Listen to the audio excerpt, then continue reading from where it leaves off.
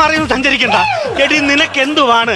അരുണിന്റെ വീട്ടിൽ നിനക്കുള്ള കുഴപ്പം എന്തുവാ അവിടെ നടന്നത്? പറയടി എന്നോട്. അമ്മ ഈ കഴിഞ്ഞ 13-ാം തീയതി ആ വീട്ടിൽ ഇടി പെയ്ത് മഴ ചൊരിഞ്ഞ സമയത്ത് ആ വീട്ടുമുറ്റത്ത് എന്തോ നടന്നത് നമുക്ക് അറിയാവോ? എന്തോ ഉണ്ടായെന്ന് നമുക്ക് അറിയാവോ? കൂണുണ്ടായതാണോ?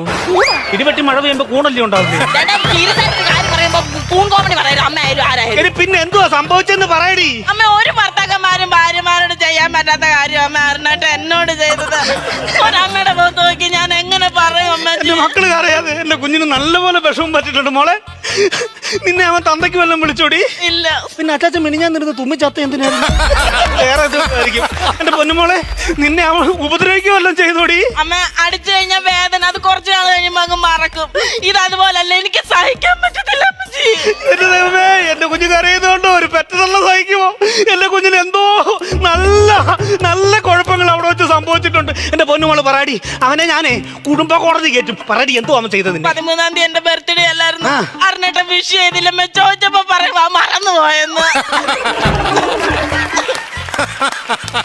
ഉടുപ്പ് മാറത്തമ്മേ, കുടുംബ കോടതി പോണ്ടായോ? നിന്നെ വിഷ് ചെയ്തില്ലെന്ന്